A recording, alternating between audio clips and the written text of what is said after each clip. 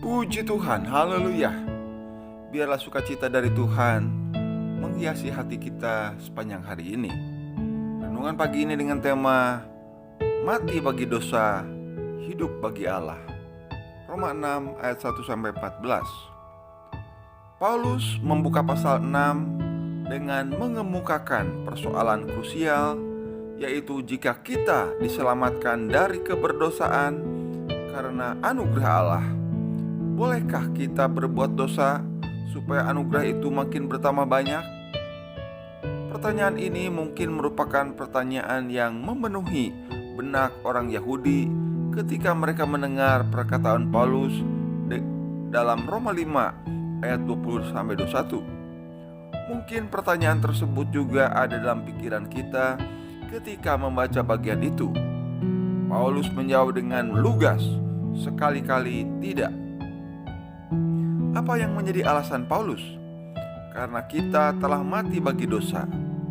Mati bagi dosa berarti menyalibkan keinginan daging kita, karena Kristus telah menanggung dosa umat manusia di Golgota, mematikan manusia lama dan tidak menjadi budak dosa, terbebas dari dosa, tidak membiarkan dosa berkuasa atas hidup kita, tidak menyerahkan diri untuk berdosa. Dampak dari anugerah keselamatan Allah adalah kita telah mati bagi dosa. Jika di dalam Kristus kita telah mati bagi dosa, bagaimana mungkin kita masih bisa hidup dalam kubangan dosa? Paulus ingin menegaskan, sebagai orang-orang yang telah menerima anugerah keselamatan dari Allah, kita tidak akan betah hidup dalam keberdosaan, karena kehidupan oleh anugerah merupakan fase baru hidup bagi Allah dalam Yesus Kristus. Bagaimana seharusnya kita hidup bagi Allah?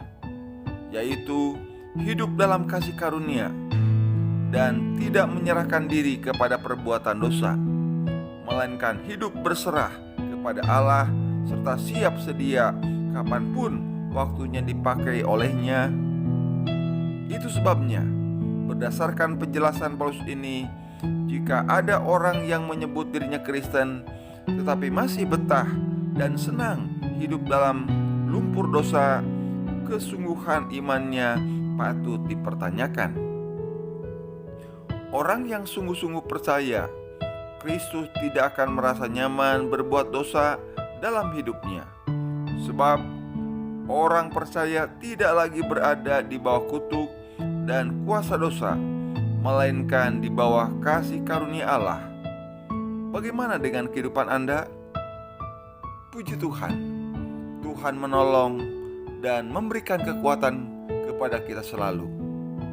Hadapi hari ini dengan hati yang selalu bersyukur, dengan tidak bersungut-sungut. Tetap semangat. Tuhan Yesus memberkati kita semua. Amin.